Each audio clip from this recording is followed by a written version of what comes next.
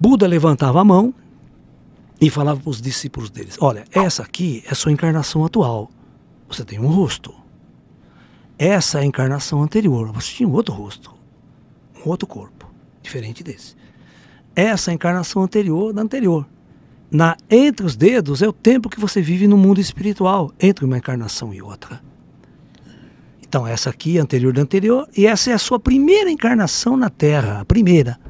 Aí ele faz a pergunta: qual é o seu rosto original? Aquela que você tinha antes da primeira encarnação na Terra. Qual era?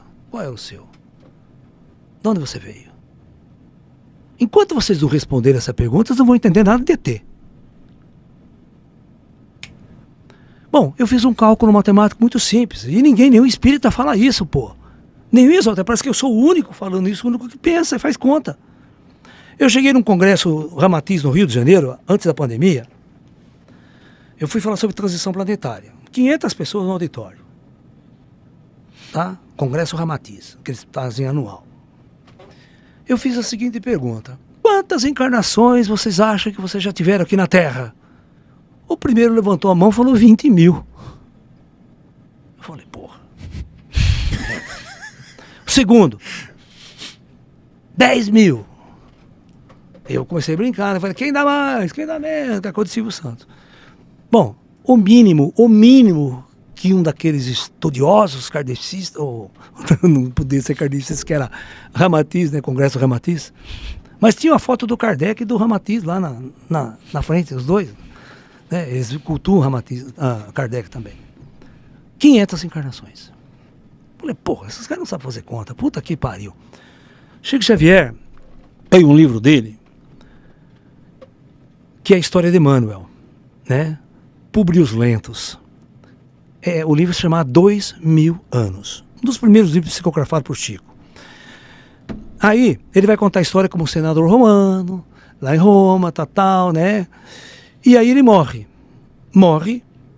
E aí Chico vai escrever um segundo livro com o seguinte título: 50 anos depois. Ou seja, passa 50 anos e Emmanuel reencarna novamente. Tá? Então, veja bem, essa é uma história que está no kardecismo clássico. Então, você faz a conta, ó.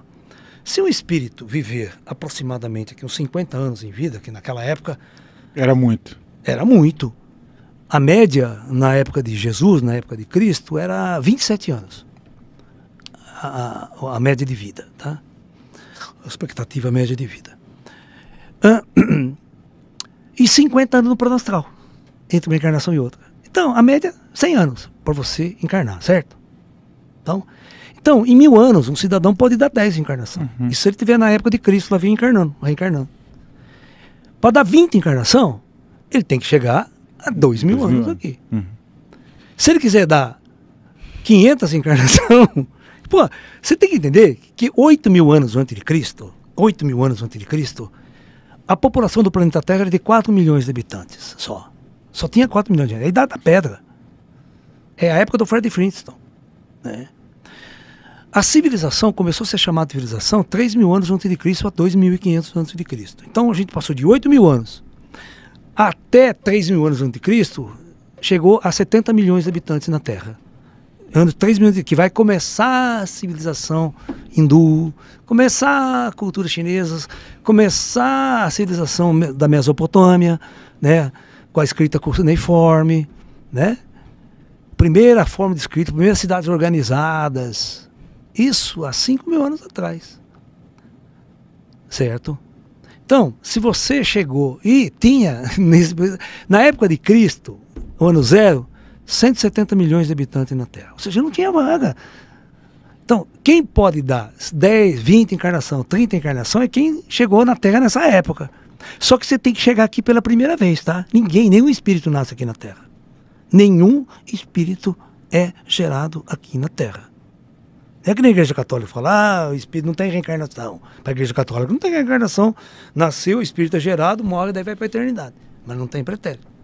Essa é a visão da Igreja Católica. Não tem origem, né? Uhum. Não tem reencarnação. E a origem é aqui. Não tem uma origem estelar. Por isso que você não tem como conversar com um cristão católico nesse contexto de falar que ele é uma alma extraterrestre. Mas o budismo não, os caras lá já pensam numa vida anterior a tudo isso. Então, as almas, à medida que a população vai aumentando no planeta Terra, essas almas têm que chegar de fora, elas têm que ser transmigradas de outros projetos planetários na galáxia para se misturar em espíritos, elas são transportadas em espíritos, com tecnologias do plano espiritual. Chega aqui, elas são recepcionadas nas cidades astrais, para preparar a encarnação pela primeira vez aqui na Terra dessa espírito. E é tudo um projeto organizado. Tá? Ninguém está se matando, ninguém está guerreando nas estrelas. Porque ninguém viaja nas estrelas levando o corpo físico. Todo mundo sabe que a melhor forma é viajar no plano astral, no plano espiritual. É lá que está a ciência e tecnologia, tudo pronta já. Na superfície, é como o ser humano, o projeto kármico, é um projeto de esquecimento. Você encarna e esquece quem você é. Esquece o que você veio fazer aqui. E acaba se envolvendo com todas as coisas que estão vivendo nesse mundo. E você não vive a sua realidade espiritual, a sua verdadeira essência, pelo qual você até projetou para viver aqui neste mundo. Então, hoje, presta atenção, a Terra, ela demorou quase 10 mil anos para ter 1 bilhão de habitantes. O primeiro 1 bilhão de habitantes chegou em 1850. Então, todos esses 700 são almas que estão chegando. Estão chegando. Bom, em 1900 nós tínhamos 1,2 bilhões de habitantes. Então, agora vou pegar de até 1950. Com 2 guerras mundiais, nós tivemos em 1950 2 bilhões de habitantes na Terra. Ou seja, demorou 10 mil anos para chegar a 1 bilhão e em 50 anos dobrou.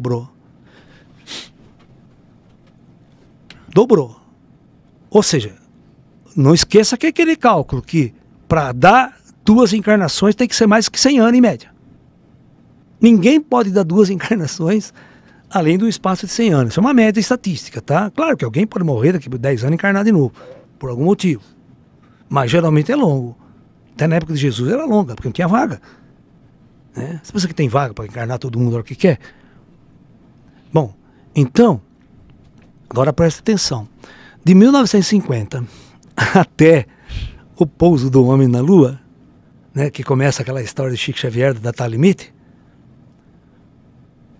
chegou 2 bilhões de almas. Em 20 anos. 2 bilhões de almas em 20 anos. Bom, aí vem a data limite de Chico Xavier, que dá 50 anos de moratória. Certo?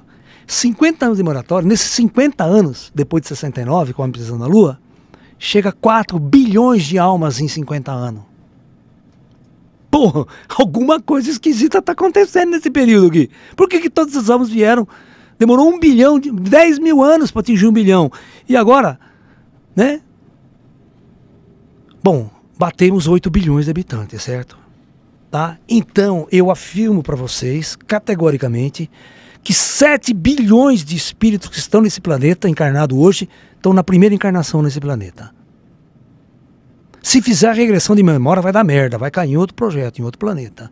E o rosto dele pode ser diferente de um humano até. Pode ter umas diferenças. Porque os corpos são adaptados ao ecossistemas de planetas, de mundos. Quem de vocês tinha pensado nisso? Agora você faz a seguinte pergunta para você mesmo. O Jorge Versili veio aqui? Uhum. Eu assisti o trecho do Jorge Versili e ele fala uma frase minha, viu? Aqui nesse programa ele falou. Ele falou o seguinte: você quer conhecer um extraterrestre? Quer ver um extraterrestre? Olha no espelho. Ah, sim. Uhum. Ele não falou isso para vocês? Porque esse é eu que falo. Você quer ver um extraterrestre? Pergunta que espírito que está aí dentro de vocês. Quem que está aí dentro pensando, sonhando, pensando? Quem era você antes de estar neste corpo aqui? Onde você estava? Você não...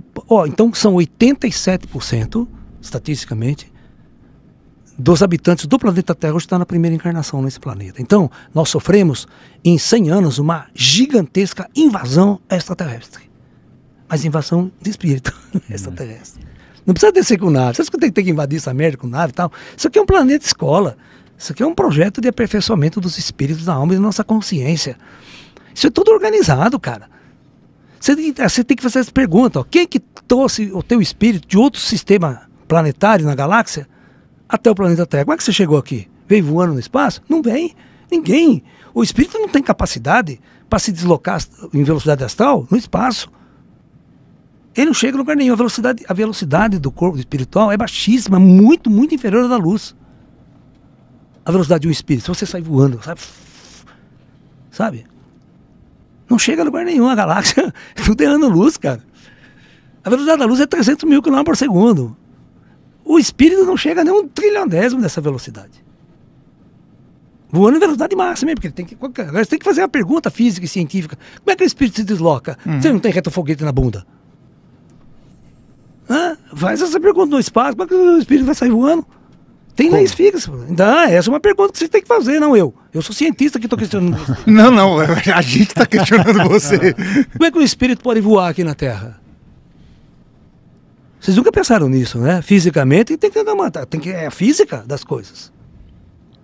Então, nós temos que entender que existe algo oculto no invisível desse planeta, que é o plano espiritual Terra, que coordena todas essas encarnações, esses transportes de almas, que vêm em naves sofisticadas, mas tudo no plano astral. Há um intercâmbio interestelar aqui. Existe a federação, mas a federação está no plano espiritual, está no plano invisível.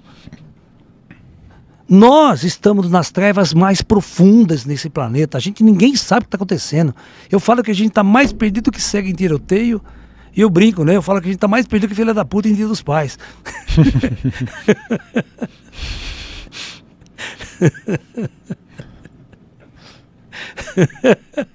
Brincadeira, tá, gente? Mas, ô Lércio... Vamos lá, pode fazer uma outra pergunta aí, vamos lá.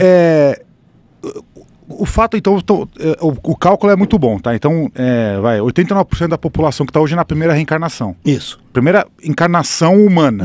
Humana, que mas vem de outros planetas. O que isso significa exatamente, então?